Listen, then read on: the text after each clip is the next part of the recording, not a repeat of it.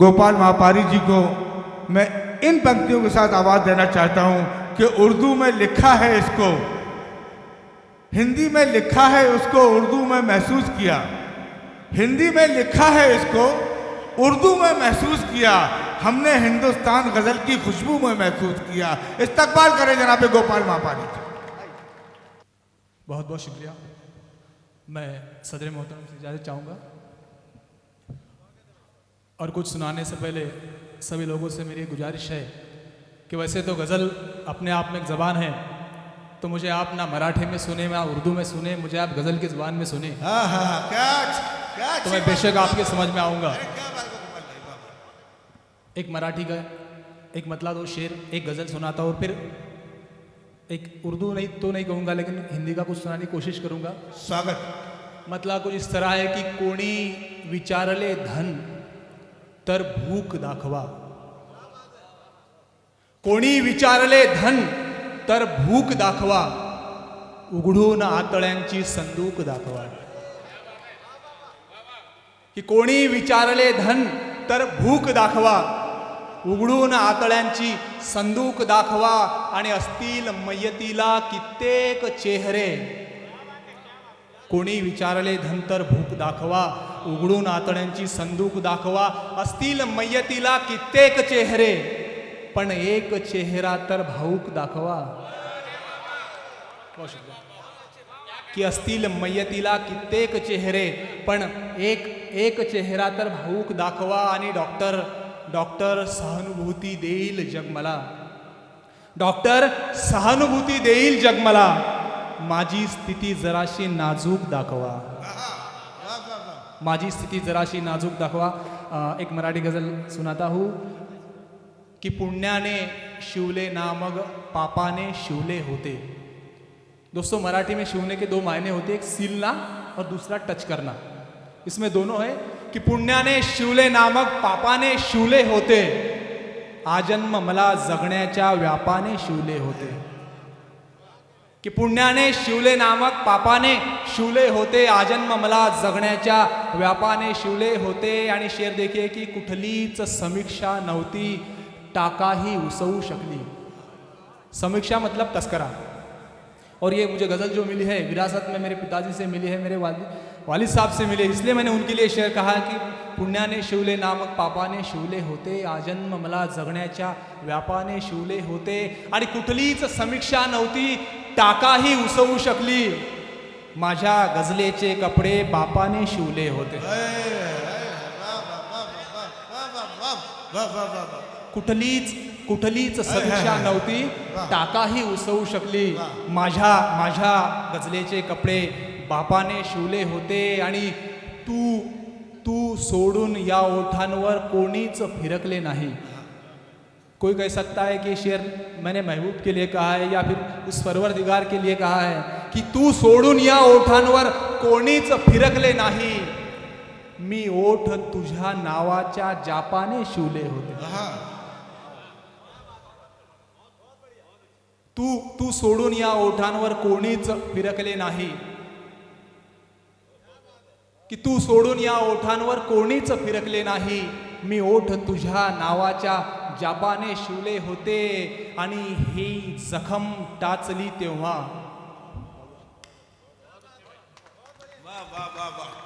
बहुत बहुत शुक्रिया।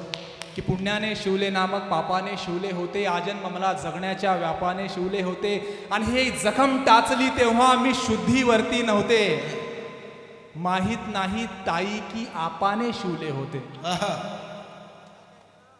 हे जखम टाचली तेव्हा मी शुद्धीवरती नव्हते, माहित नाही ताई की आपाने शिवले होते। और मक्ता इस तरह है कि उसनी मापे घेऊन मी मापारी झालो नाही।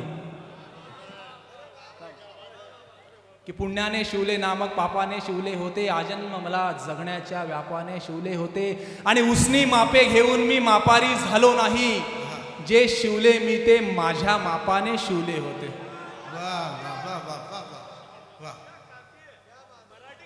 बहुत बहुत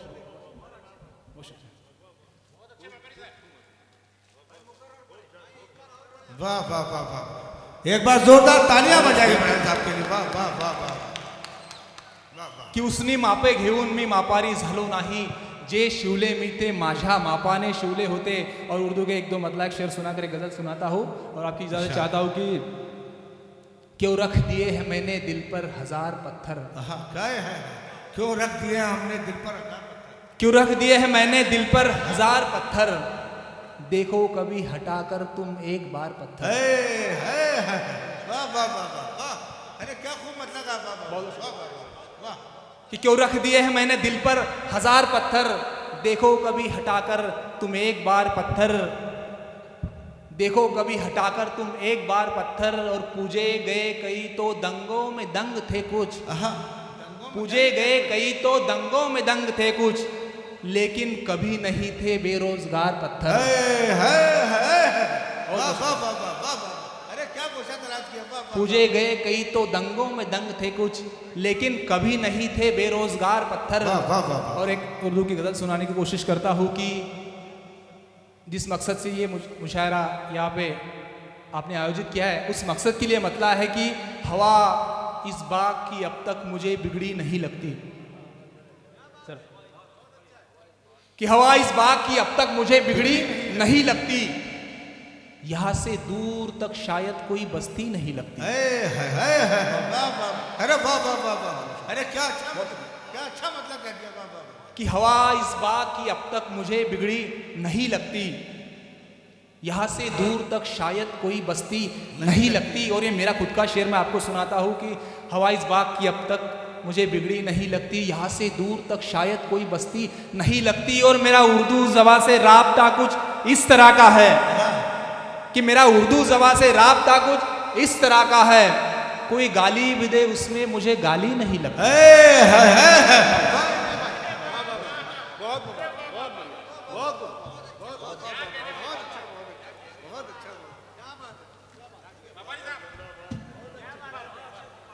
कि मेरा उर्दू ज़बान से राब्ता कुछ इस तरह का है, कोई गाली भी दे उसमें मुझे गाली नहीं लगती। और तुम्हारी तुम्हारी तुम्हारी याद भी जैसे मुझे किश्तों में आती है, यहाँ से दूर तक शायद कोई बस्ती नहीं लगती। और तुम्हारी याद भी जैसे मुझे किश्तों में आती है, कभी बस याद आती है, कभी हिचकी नहीं लगती। वाह वाह, अरे वाह वाह वाह, अरे क्या गजल सुना रहे हैं वाह वाह गोपाल, वाह गोपाल बाबू, वाह वाह। कि तुम्हारी याद भी जैसे मुझे किश्तों में आती है, कभी बस याद आती है, कभी हिचकी नहीं लगती। और ज़मीनें बेचकर तुमने बड़ा ये घर बनाया है, कि ज़मीनें बेचकर तुमने बड़ा ये घर बनाया है, मगर बेटे यहाँ तो पैर को मिट्टी नहीं लगती।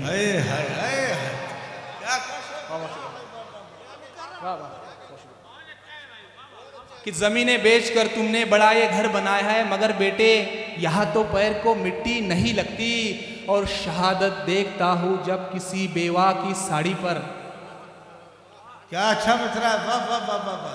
कि शहादत देखता हूँ जब किसी बेवा की साड़ी पर, किसी की भी हरी साड़ी मुझे अच्छी नहीं लगती।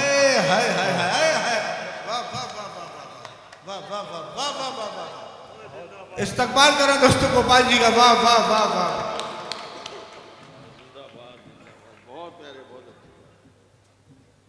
कि शहादत देखता हूँ जब किसी बेवा की साड़ी पर, किसी की भी हरी साड़ी मुझे अच्छी नहीं लगती। और ये शेर सदर मोहतरम मेरे उस्ताद अशद साहब के लिए नज़र करना चाहूँगा कि हवा इस बाग की अब तक मुझे बिगड़ी नहीं लगती, यहाँ से दूर तक शायद कोई बस्ती नहीं लगती। और इसी एक बात से समझो मेरा किरदार कैसा है, इसी एक बात से समझो मेरा किरदार कैसा है, गुजरता हूँ गली से तो कोई खिड़की नहीं लगती।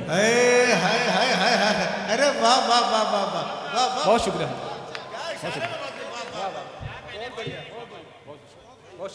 गुजरता हूँ गली से तो कोई खिड़की नहीं लगती। एक बार तालियां बजा दीजिए भाई।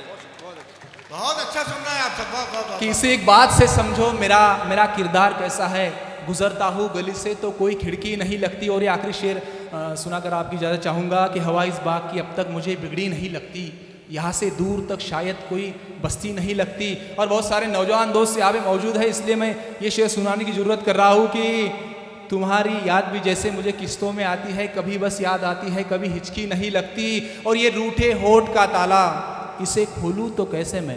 वाह वाह वाह वाह वाह।